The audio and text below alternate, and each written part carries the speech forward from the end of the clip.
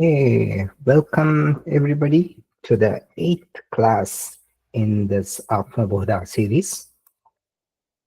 As usual, we would like to acknowledge Swami Paramarthananda Saraswati for the traditional rendering of Vedanta as it was done for over 1,000 years, starting with Adi Shankaracharya.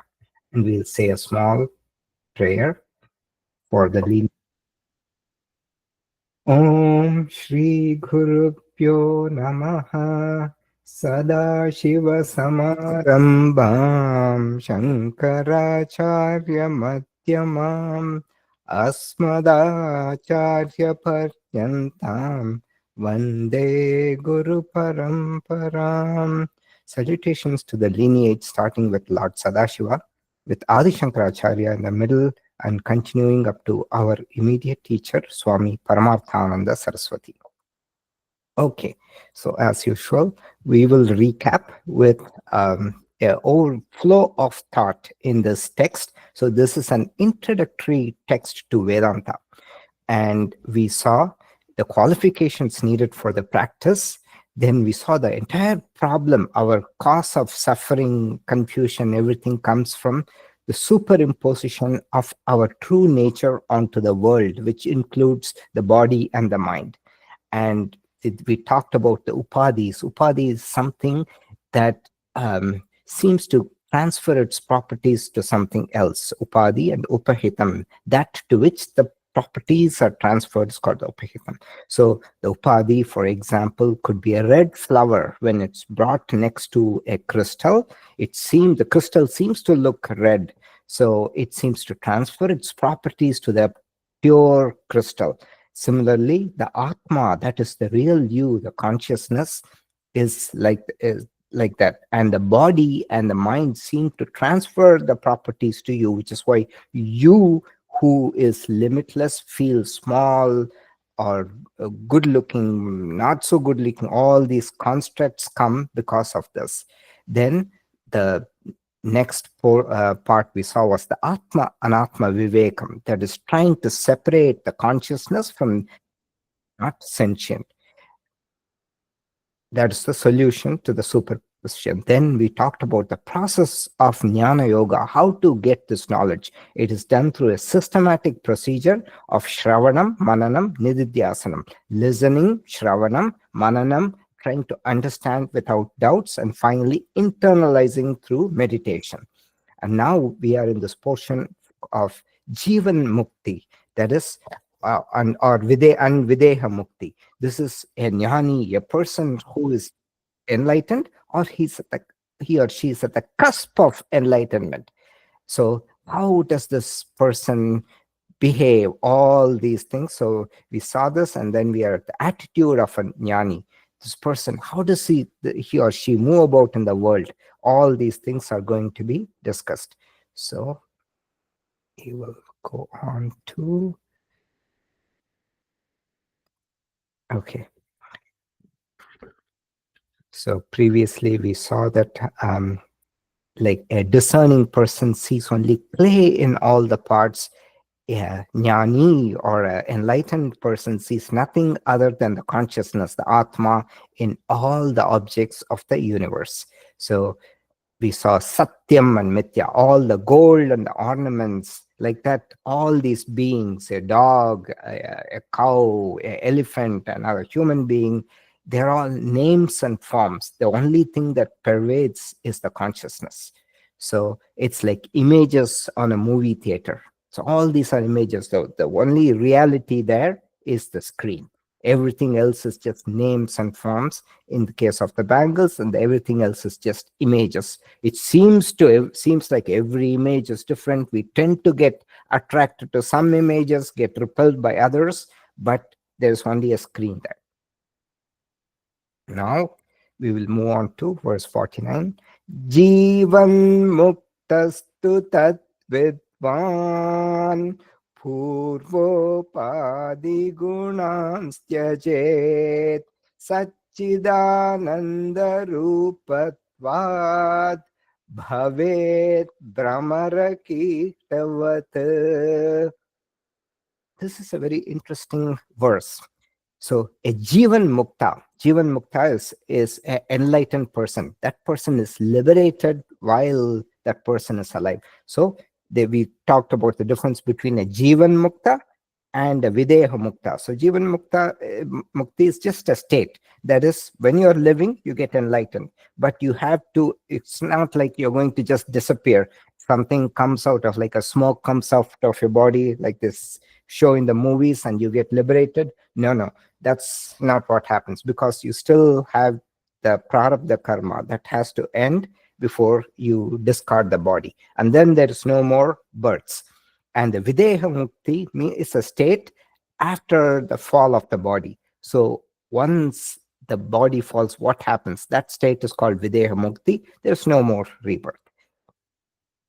So a jivan mukta, a person liberated when alive, the knower, Jivan Muktastu Tat Vidwan. Vidwan means knower. The Jivan Mukta, the knower of Brahman, Purva Upadi Gunans Tyajed, gives up the traits of their previous Upadis, the superimpositions. That is, they give up all these things associated with the body. I am that, I am this, I am limited, I am intelligent. All those things they give up.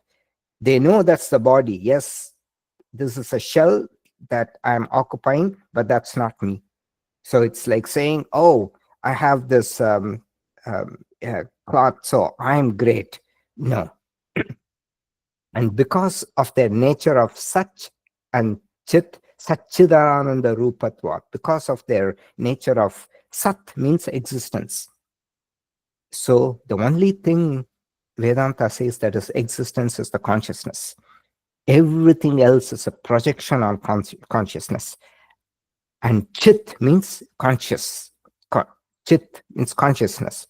So this thing, the Atma or the Brahman, it is of the nature of existence, consciousness, bliss. Sat, Chit, Anandam. Sat is existence. It is just it. So for example, you say, I'm a teacher. Then you're qualifying something. And you seem to take the upadi, which is in this case a teacher, and put it on yourself. But the nature of Atma, that is the real you, is just I am. So it is Sat, that is the existence. You're just existence. You're not existent as something or as a teacher or as a father or as a mother. You're just existence. So that is Sat. And then Chit is consciousness. And because of the nature of Sat Chit, they verily become Brahman, like the worm that becomes a wasp. Satchidananda Rupatvat Bhavet. They become what? They become Brahman. Brahmara Kitavat. So, Brahmari refers to a wasp. You probably know about the Brahmari pranayama. They utter the sound that creates a vibration which steadies the mind. So that is the Brahmari. That it's a technique used in pranayama. So Brahmara, it's a black bee or it's a wasp. Kita is a worm. So let's see what this analogy is all about. So the simile here says, like a lowly worm takes on the form of a wasp due to intensity of focus, a Jivan Mukta sheds the lower traits and identifies with the Atma through intense focus. So in this case, in the example, the intensity of focus comes from fear, but the analogy is focus, not the fear. So we'll look into what this is. Okay. So a wasp comes with a small worm. Okay. And it's captured, the worm is captured, Kita, captured by the wasp. The wasp is called Brahmara. And the wasp puts the worm or the caterpillar in its nest and repeatedly stings or frightens it. Okay. And then the worm, because of intense focus, thinking continuously of the wasp, because it's constantly looking at the wasp from fear of the sting, the worm, they say, it eventually transforms into a wasp itself. So the key idea is through intense one-pointed contemplation, the individual becomes what it constantly thinks of, which is the Brahman. So this is a Vedantic usage. It is purely metaphorical. The worm, they say, it stares at the wasp all the time out of fear, because if the worm looks elsewhere, the wasp stings it. So, but this is just metaphorical. This is how it looks outside. But biologically, probably the wasp lays its eggs into the worm, and from that, a new wasp comes out. So, but it's just a metaphorical example to show the intensity of focus. The worm out of fear constantly looks at the wasp, just as seeing the wasp all the time, and it becomes a wasp. So that's the metaphor here.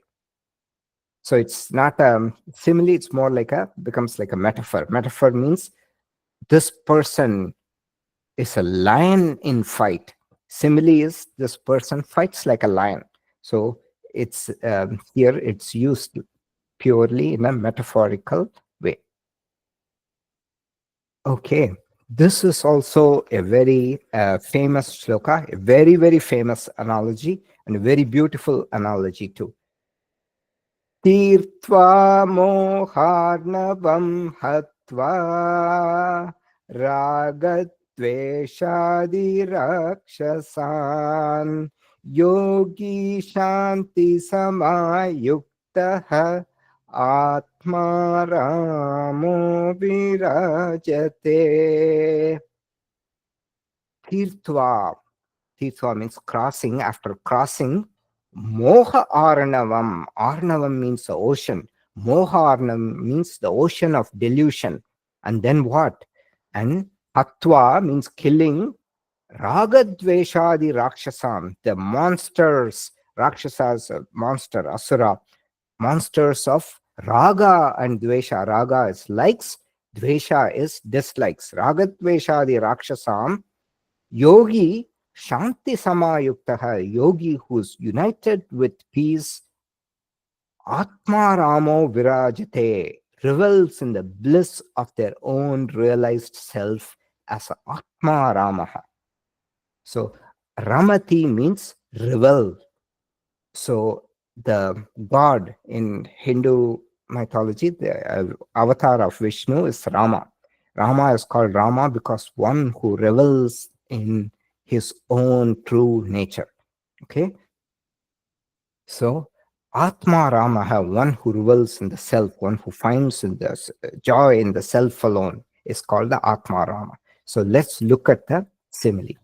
Simile is, so for those who don't know about Ramayana, so in the Indian history or mythology, there are many Puranas. Puranas are stories.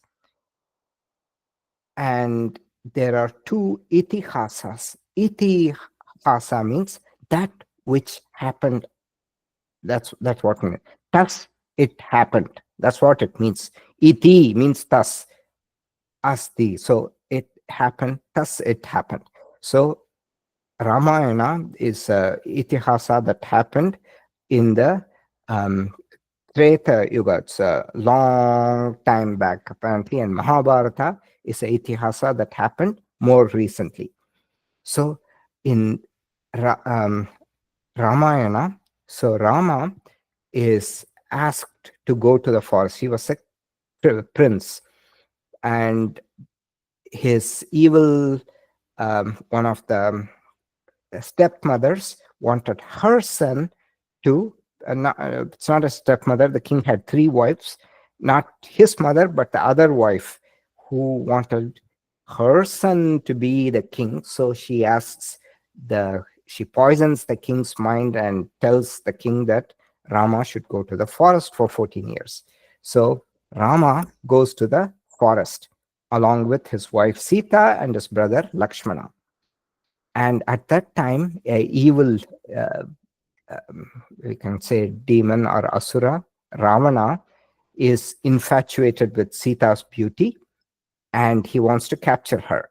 So he tells one of his aides to put on the guise of a deer because all these people had magic powers.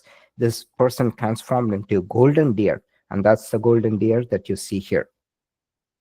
And then Sita wants Rama to capture the deer. So Rama loses Sita. Sita stands for Shanti, the peace of mind, while pursuing a golden deer. The golden deer stands for material attraction. Strictly speaking, Rama didn't want the golden deer. It was Sita who wanted it, but that's the analogy here.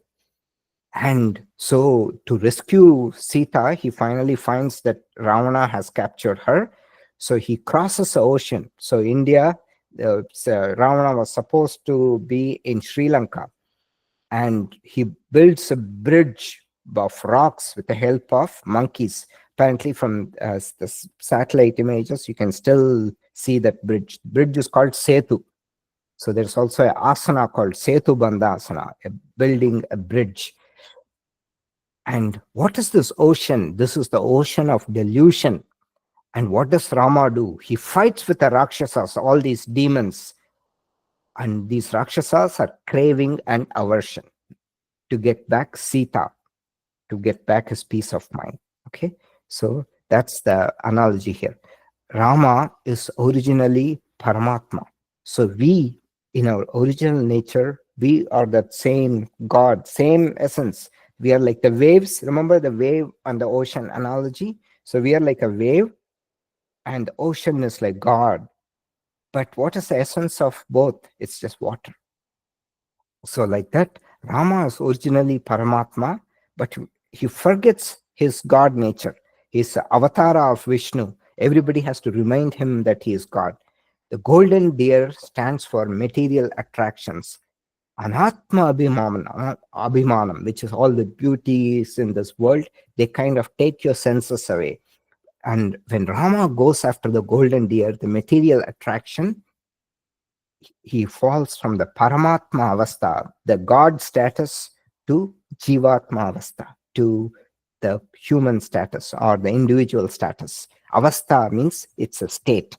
So from the God state, he's falling onto a regular human individual status. Thus, when Rama, the Paramatma, goes in pursuit of matter, what happens? He loses Sita, the Shanti, the peace of mind. Shanti is now separated by what? When the loses the peace of mind, Moha Arnavam, ocean of delusion. And how does Rama get back Sita? By crossing the ocean, by building a setu. Setu is our sadhana, our practice that we do to cross this ocean.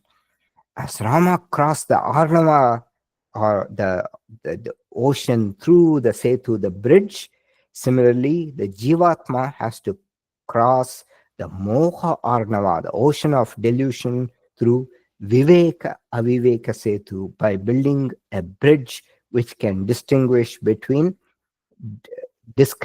between what's is correct and what's wrong. Vivekam is the discriminating status. Avivekam is indiscrimination through. So this bridge stands for discrimination. Then Rama kills the Rakshasas, Raga, Dvesha, all these things. Raga, Dvesha, the Rakshasan, Hatva. Raga means craving, Dvesha means aversion, Rakshasa is the demons, Hatva, to kill. Rakshasas in the form of raga, dvesha, kama, lust, krodha, anger, lobha, greed, moha, delusion, everything. Finally, Rama gets back Sita, and the Jivatma gets Shanti, peace of mind. Atma is called Rama because everyone revels in the Atma alone. Ramate sarve asminiti Rama. And for this purpose, a guru is necessary. And in the Shastras, Rama gets united with Sita because of the help of a guru. Can anybody tell me who is symbolic of the guru here in Ramayana? So who helps bring Rama and Sita together throughout Ramayana? Can anybody say? Hanuman? Hanuman. That's correct. Very good. So next we will see a dialogue between Hanuman and Lord Rama. So at this point, I want to take a big picture view of Vedanta. So in the beginning, told you that Vedanta is supersedes all other philosophies in the sense that every philosophy has a certain point of view. Under the condition something is met. For example, for there are people who are very devotedly religious to a certain god. For them, that god is everything. That is nothing else other than that god. That is the highest god. So that's one way of worship under a certain condition. Okay, Vedanta accepts that point of view. The example that's classically given is the sky. The sky looks blue. You can't deny it. But what's the color of the sky? It is colorless. It is just space. But you can admire the beauty of the blue sky. Nothing wrong with that. It appears blue, but you also have to know the reality that it's colorless. Like that, the beauty of the God as a certain entity or as the universal creation can be accepted. You can revel in that beauty, but God is without form. Okay, so in this, it's a very beautiful verse, very popular. It is not there in the original Valmiki Ramayana, but it's added later. So this is how it goes. I'll first chant the verse and then we'll go into the meaning. Deha bhutyastu dasosmi jiva bhutyatva tam shakaha आत्मबुद्ध्या त्वमेवाहम् इति मे निश्चिता matihi. From the standpoint of the body, Hanuman says, I'm your servant. And you know how the whole thing came about? Hanuman is very devoted to Rama. So Rama is very curious. You're so devoted to me. What do you think of me? He asks. And to that, Hanuman responds, from the standpoint of the body, I am your servant. From the standpoint of the individual, that is the jiva, that the subtle body, let's say it, okay, I am part of you. And from the standpoint of the self, the atma, the consciousness, you are indeed I. There's nothing different between you and I. This is my firm conviction. So the first way of looking at it from the standpoint of the body, I am dasaha, I am your servant. And this is what's called Dvaita Vedanta. So Vedanta, so even though Advaita Vedanta is the closest to the Vedas, people who are religious or devout to a deity of worship, they look at God as the master and them as the slave. The ISKCON, for example, they are the Dvaita people. So for them, that's why a lot of their monks' names are Das. Das means servant. So Gauranga Das, Abhijit Das, all those things. So they look themselves as a servant and the God as the master. That is also true. Vedanta, Advaita Vedanta also accepts that under the condition at the body level. Then at the jiva level, so this jiva is like a spark in a fire. So all these individuals, these subtle bodies, they're all like sparks of the fire. And this fire is the Paramatma God. So Hanuman says at the jiva level, I am like a small spark in that big fire. And at the self level, that is the ultimate truth, I and you are exactly the same. There's no difference. So that is Advaita Vedanta. That is Vedanta itself, because that is the message of the Vedas. But when you think of it as when you are in a worship in that phase, it becomes Dvaita. And the second one at the Jiva, that is the Vishishta Dvaita. So I am a part of you. I am a spark in this fire of you, that is Vishishtadvaita, that is qualified non-dualism. These people also, they are devout. They look at Krishna or Vishnu as the supreme, as God. So for them also, um, it is when you enter that phase, then you go a little away from the the final message, where there's only the consciousness left. Okay. So this is one way of looking. So Vedanta is, as I said, it's all encompassing. Okay. So different people, different modes of worship, they're all encompassed. But then there's the supreme truth, one truth. But you can still look at the sky and enjoy it, the color of the sky, even though it's colorless. So it is all encompassing. And then there are these very hardcore Advaita Vedantins, and these hardcore people, they're called radical non-dualist. Radical non-dualist because of their perspective. They don't believe in God and everything. They only believe in rational theory. And Shankaracharya's um, teacher was Govindapada. His teacher was Gaudapada. Gaudapada is very famous for the theory of non-origination or non-causation. And this is very popular with scientists, because that is the only way to explain the Big Bang. Because if you say God flipped a switch and all the matter appeared, that seems to violate science. How the universe, we'll see how the universe, the creation of the universe later. So that is and in that he just goes and he just um, annihilates all other theories, and the only thing left is there is no creation at all. No, non-causation, theory of non-causation. There is no cause. The whole thing is like a play on the Brahman. There is like images forming. It is just a form. That's matter did not come out.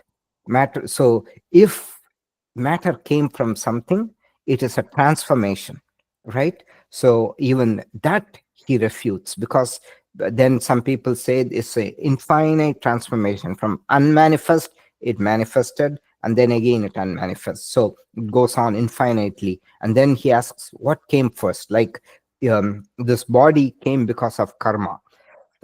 Karma is the unmanifested matter. And which came first, the karma or your body? So it's an infinite thing. So Gaudapada questions all that. So there are, what I'm trying to say is, Vedanta at the high level, it is all encompassing. And there are people who are like radical scientists, and then there are these devout people. Everything has a place in Vedanta. बाह्य नित्य सुखासक्तिं हित्वात्मसुख निर्वृतः घटस्तदीपवच्चश्वत् अन्तरेव प्रकाशते. Having renounced the strong desires for the fleeting pleasures of the external world, the yogi, now he's glorifying the yogi. The yogi completely remains content with the bliss of the self, like a lamp placed within a pot that shines inwardly alone forever. Okay. Bahya nitya. Bahya. So bahya nitya becomes bahya plus anitya. Anitya means impermanent. Nitya means permanent. Anitya means impermanent. Bahya anitya becomes bahya nitya when it's written together. So bahya means external.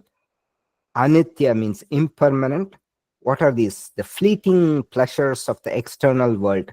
Sukha asaktim.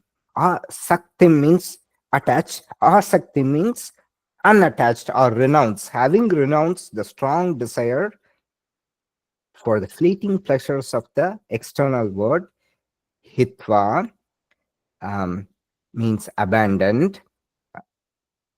This yogi Sukha nirvritaha, atma sukha nirvritaha. So it means this yogi is completely fulfilled.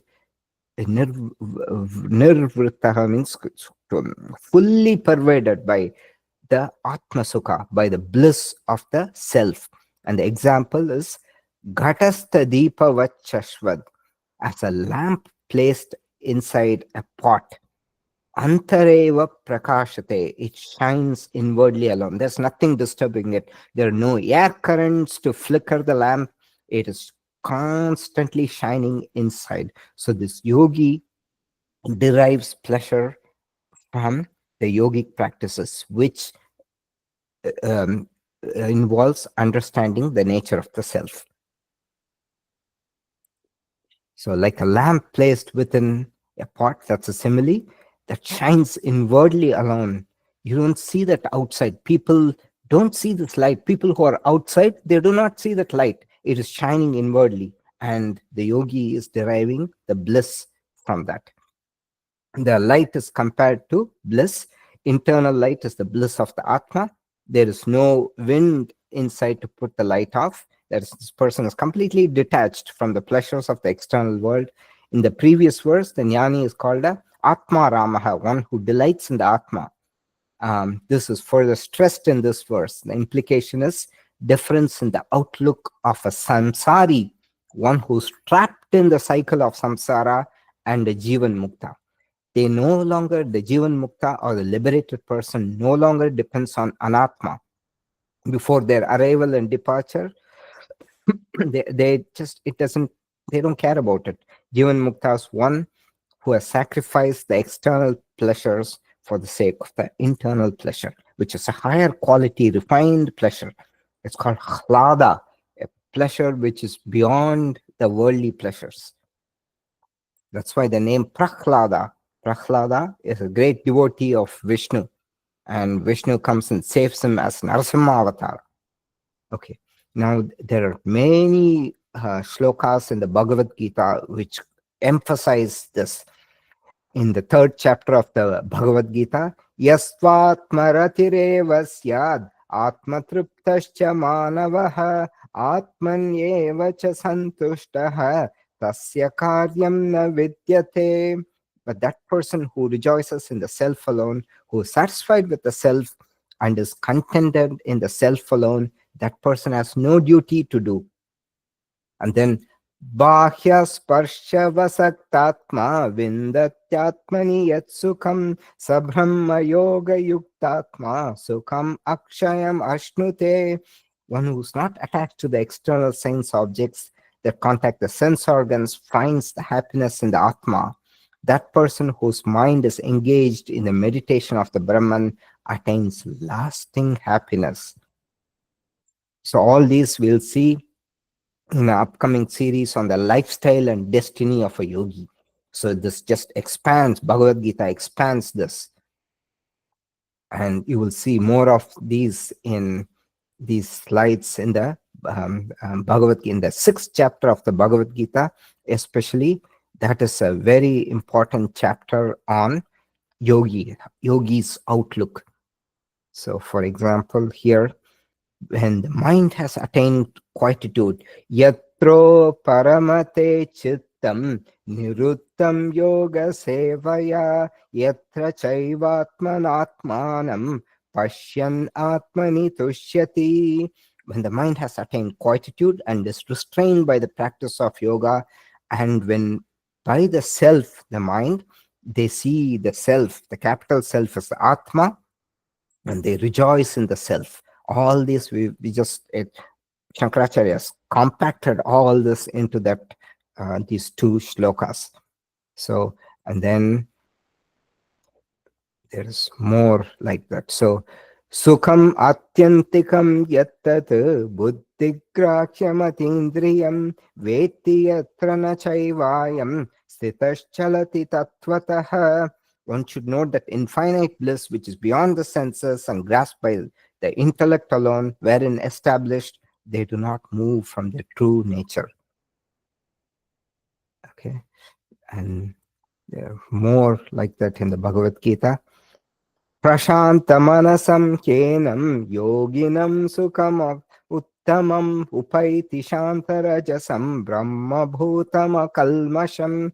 Supreme bliss comes to the yogi of a peaceful mind whose passions are pacified, who has become one with the Brahman, and whose akalmasham, sinless. So Bhagavad Gita, this is the sixth chapter of the Bhagavad Gita. So there are many verses in the Bhagavad Gita which tells this. And the most important thing, material pleasures come and go. That's why Vedanta and yoga says turn inward, because the pleasure from inside is far more superior and it's lasting. ये हि संस्पर्शजा भोगाः दुःखयोनय एव ते आत्यन्तवन्त कौन्तेय न तेषु रमते बुधः. The pleasures which are born of contact of the senses with the sense objects, they only result in sorrow. They have a beginning and end. When it goes away, you will feel sad. So, O son of Kunti, the wise do not revel in them, the external pleasures. Okay, very beautiful shloka. Upadhistopi tat dharmair aliptopyoma vanmunihi sarvavin mudavatishtet asakto vayuvacharet. Okay, now he talks about how does this enlightened person look. Those situated in the upadhis, like the superpositionings, like the body, and they appear to have their attributes. So some of them, they may walk fast, they may look cranky, in their attributes, in the conditioning of the upadhis, the contemplative ones. So, upadhistopi tat dharmair. Upadhistaha means, though situated in the upadhis, api tat dharmair, and also have their attributes. So some people, those who have a strong body, it looks like this person can keeps going and doing things, tireless, all that. Tat dharmai aliptaha. It's they're not stained by them. Aliptaha vyomavat munihi. So this yogi is called a muni in this example. Vyomavat, like space, they're unstained by these attributes. The upadhistaha, the conditionings of the and the conditioners, the upadhis, have their own attributes, right? But they are not strained by them. Sarvavit, though knowing everything, mudavat tishte, they may remain like a fool, or mudavat tishtes asaktaha vayuvacharet, or being totally unattached, they may just move about like the wind. So I told the example of Jata Bharata. This India is called Bharat Desh because of a great king called Bharata. I don't know if you remember, he gets so obsessed with a deer. So once when he was meditating, he saw a mother deer being chased by a lion or a tiger, a lion most likely, and it jumps across a stream. And when it's jumping across, the baby deer is born. The rishi Bharata goes and rescues it. And Bharata was a great king in his early days, but towards the end of his life, he becomes a rishi and he meditates, and how he gets trapped into the samsara. And then in his next future life, he is born as Jata Bharata. This person looks like a fool, Mudavat Tishtet, but he is very wise. I don't know if you guys remember that story that I told you before. Anybody? Yes. So, unattached like space, appearing like a fool to others, moving about like the wind. So, the king is asked to, because one of the king's, uh, the palanquin, the chariot, the holders, that person falls sick. So they find this big fat looking guy, Jata Bharata. Jata means inert. He's nicknamed Jata Bharata because he's so inert. He just sits around doing nothing. So he is asked by the soldiers to carry the palanquin, and because he's kind of wobbling around, the king shouts at him and says, "What's wrong with you? Or you fat guy?" Then he looks at the king and says, "Who is fat? I am fat, or is my body fat?" So that's the story of Jatabharata. So this Muni, this yogi, is unattached like space, appearing like a fool to others and moving about like the wind, because they're not attached to anything. They just move about. So the message of the shloka is, even after enlightenment, this jnani has prarabdha karma, and hence the shariram, the body is there. Jnanam only destroys the sanchita and agami karmas, but the karma that has already started, the prarabdha karma that continues in the body continues to be in the upadhis, the body and the mind. But the jnani is not affected by that. Jnani continues to be in the upadhis, but is not affected by the upadhis. So you cannot avoid biological pain, but the psychological pain due to the ignorance can be removed. So that's the message of the shloka. Now is a good time to talk about the three karmas. So remember, we saw that there are three types of karmas. So there's a big load that we carry. That is why we are born. So sanchita karma is the accumulated past karma. So huge load that we are carrying. This may fructify in future lives. Or it may start fructifying in this life at some point. We don't know. And the effect on a Jivan Mukta is all this karma gets destroyed by self-knowledge. Then there's Prarabdha karma, the portion of Sanchita karma that has chosen to fructify in this life. Why did I get this body? Why do I have all these ailments in my bodies? Why is my shoulder aching, my hip aching, my knee aching? All those things. The timing of fructification, because this prarabdha karma, it's already started fructifying in this life. It's already started in this life. So type, you have sanchita, prarabdha, these two we've seen. The description, sanchita is the accumulated past karmas. Prarabdha is the portion of the sanchita karma which has chosen to fructify in this life. It has already fructified, due to which we are experiencing rich, poor, intelligent, not intelligent, on ailments, healthy life, all that. The timing of fructification, sanchita may fructify in future lives or later in this life. It's so far it's not happened. Prarabdha has already fructified. It's already started. We've seen the effects.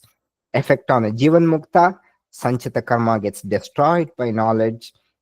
Jnani, whereas prarabdha, even a jnani has to undergo this. Nothing can be done.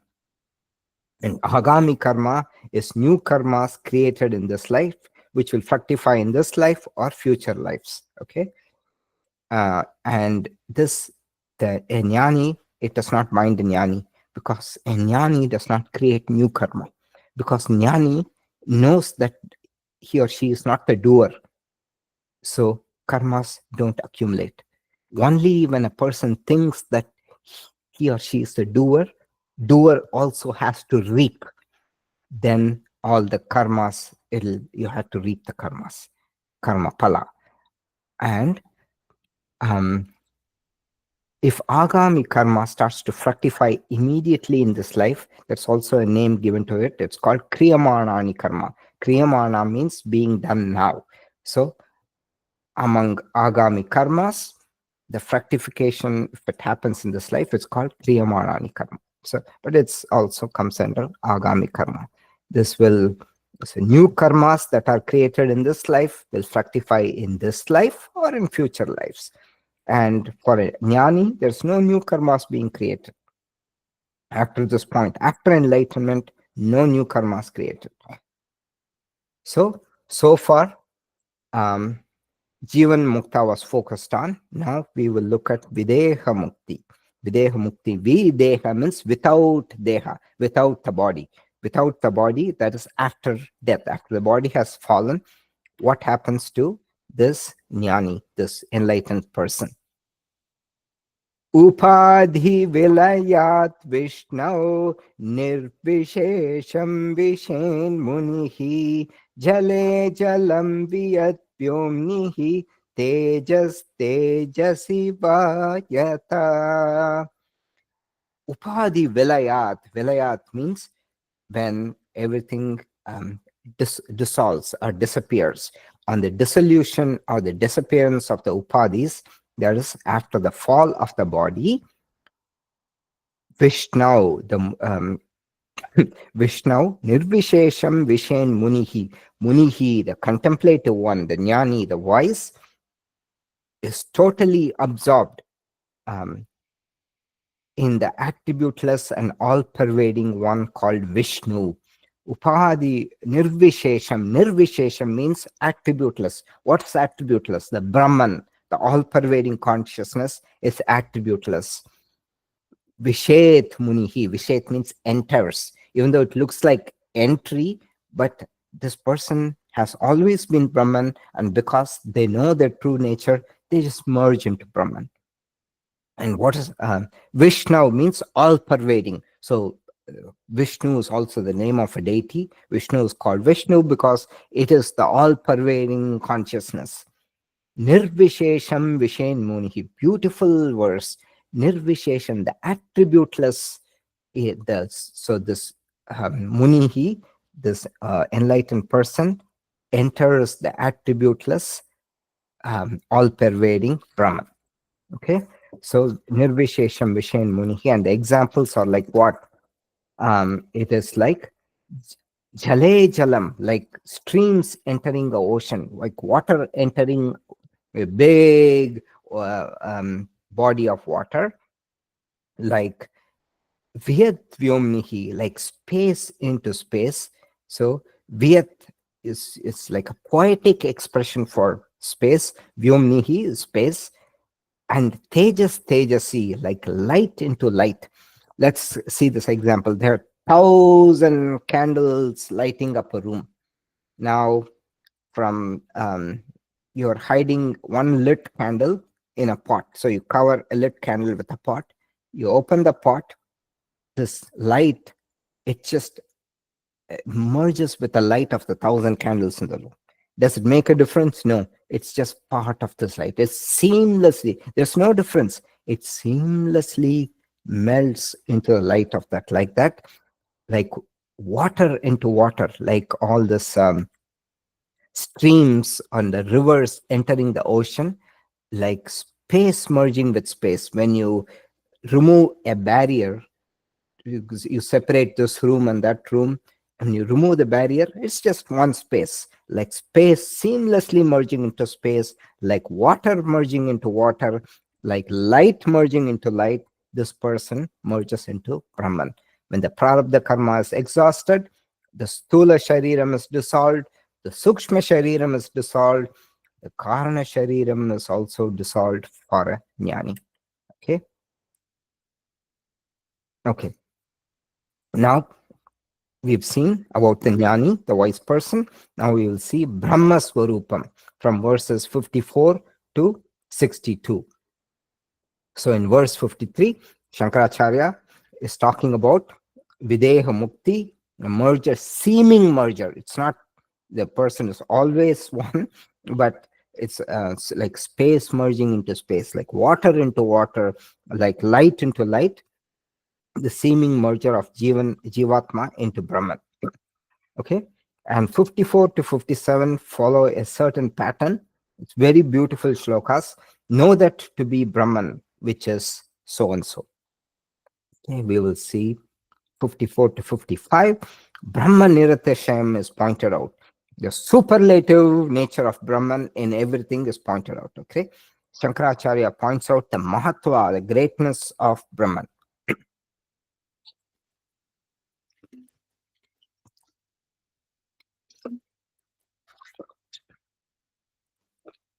Okay. Yallabanna paro labah yatsukanna paro sukham yajnanatna param jnanam tat brahmetyavadharayet. So all these slokas, they're of this form. Know that to be Brahman, which is so and so. Know that to be superlative, the highest, which is so and so. So, Tat Brahmet Avadaret.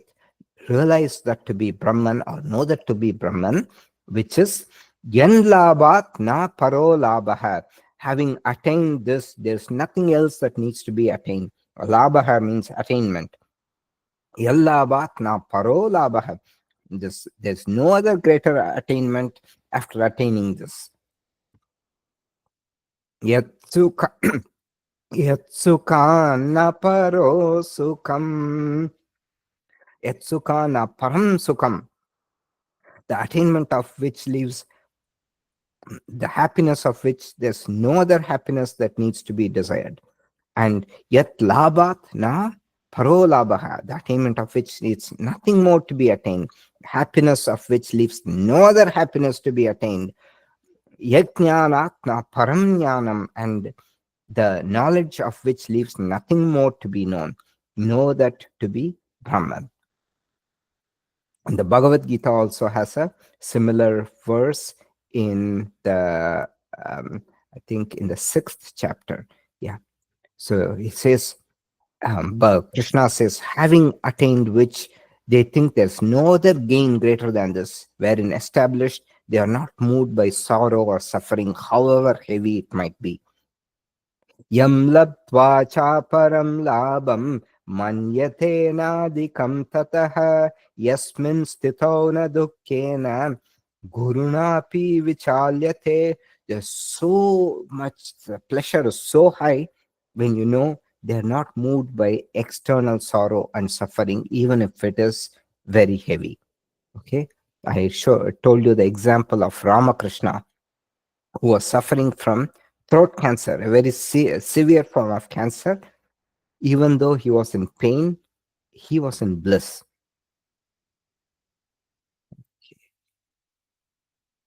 So, and 55.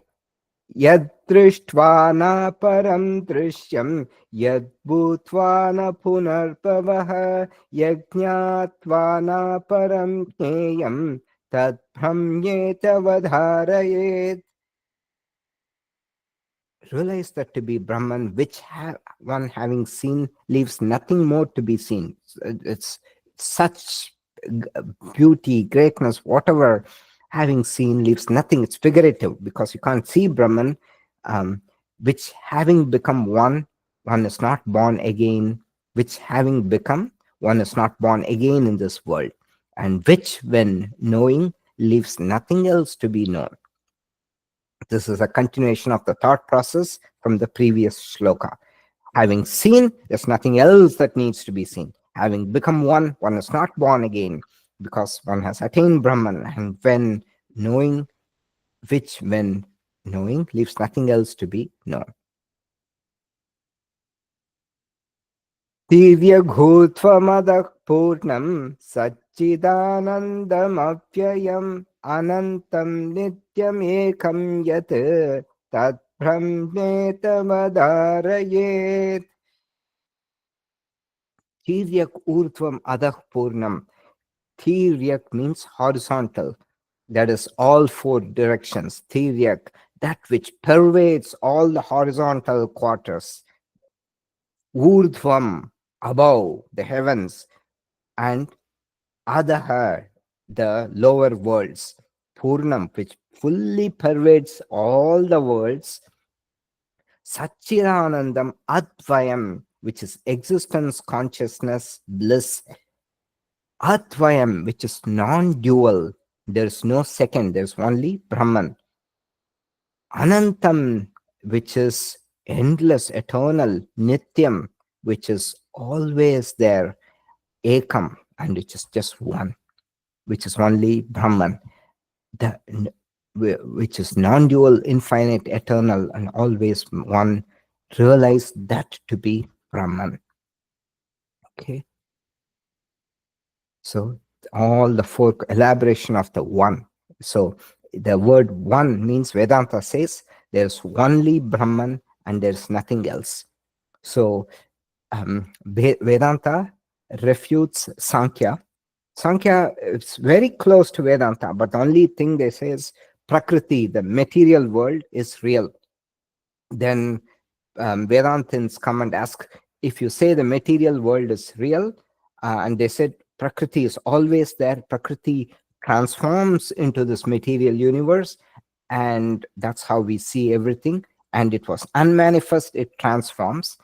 And that may be possible. Matter, energy, all those things, they can intercreated. But then the question becomes, if you're saying Prakriti is there, so if something changes, then it's not that original thing anymore. So that's where Vedanta comes and says that there are no two things. There is not matter and consciousness, unlike in Sankhya and Yoga. There is only consciousness, and everything is a play on consciousness, like the images projected on a screen. So this is the theory of non-causation. There is no cause for the universe. And the Sankhya says, oh, the universe, all the objects, they came out of this Prakriti. But Vedanta goes one more step, and they said, even this Prakriti, Ma, yeah, it is Maya. It is just the illusion on the consciousness. Ma means not. Ya means what? What is not is Maya. So Maya, by definition, is ignorance. What is not? Vedanta does not deny now the question would be, how about the world we experience? Vedanta does not deny our experience of the world, but Vedanta says the existence of the world is like a mithya, like a dream. When you're dreaming, it is so gripping, it creates problems, all those things, dream pain, everything happens. You even feel the pain in the body due to dream. Objects of the world of objects is a projection upon Brahman, like the images on a movie theater. True experience, but false reality. That is mithya. Okay.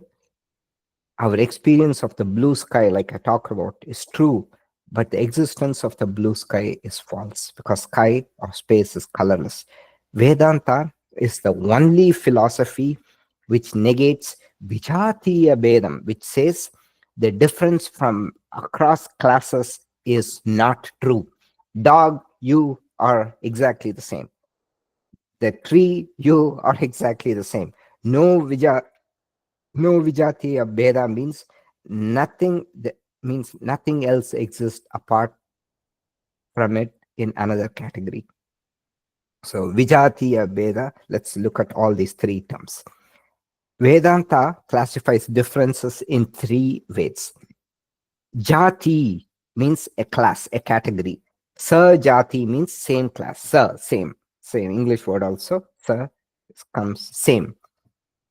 Sajatiya Beda means difference. So difference within Sajati, same category. So difference within the same category. One individual versus another individual. Both are humans, but still different. So other philosophies, they also say, yes, Sajatiya Beda, it's true. There are differences within the same category. Some other philosophies say no, there's no difference within the same category, they're all essentially the same. So there's only consciousness in that it looks different because of all this shell that they're occupying. Then Swagata Bheda, internal differences. Swagata Bheda means internal differences within one entity. Like there are divisions within an entity. This person is made of skin, blood, bones, all different parts. And then there is Vijatiya Bheda, difference between completely different categories, human versus dog. don't belong to the same class at all. Vedanta is the only philosophy which negates all three differences. It says even this difference between a human versus a dog, it's an illusion. They don't. It's just a play. There's only consciousness. All these are like images played on a theater. Okay, so Vedanta, that's why it always says the elaboration of the word one. There's only one, that is the Brahman, and on it everything is played. So this is the only way you can explain creation. So Vedanta, what does Vedanta say about Brahman? No sajatiya breda. Brahman is one of its kind. There aren't two Brahmans. Unlike in Sankhya, there are multiple individual consciousness. No, there no swagata bheda. Brahman has no parts or internal distinctions. It is indivisible, akhandananda rupatvat. It is of the nature of indivisible. No vijatiya bheda. This is the most radical claim. There is nothing outside of Brahman at all. The universe is not a second independent category. Unlike in Sankhya, where there's Prakriti and Purusha, here Vedanta says it's a radical claim. And this is where they come to the perplexing truth. We saw this, right? Stage one, I am the body. That's before you start reading Vedanta. You think you're the body. Then you think there's a consciousness in my body. Then you realize, I am the consciousness and I am in this shell called the body. I am different from the body and the mind. Till this, most people get. Yes or no? Everybody? So till stage three, you can kind of understand. Once your mind becomes steady, you observe the thoughts in your mind, you can. Yeah, so Amy understands. What about others? Till stage three, somewhat you can understand. You're not the mind. Okay, Laura understands too. Stage four is the one that is the problem. I'm the same consciousness in all bodies. This is like a radical jump. And look at stage five, it's most perplexing. I, the consciousness alone, am. The world is a mental projection, just like in a dream. So, this is the perplexing truth of Vedanta. But this is the only way the entire creation is explained. And Shankaracharya's teacher Gaudapada, is very famous for this, the theory of non-causation, which is a lot of these scientific intellectuals, I told you, they're Vedanta, there are people who are devout, who worship God and all this. And then there is this category of intellectuals. They don't believe God, all that things, but they like logic, all that. Scientists, these people, they think, oh, I'm smart, superior. For them, Vedanta appeals so much because the logic in it. So Gaudapada, Shankaracharya's teacher, he is known for this logical arguments. He just um, quells all other philosophies and establishes non-duality. So non-dual philosophy is very popular with all the intellectuals. Okay, so we'll stop the recording here.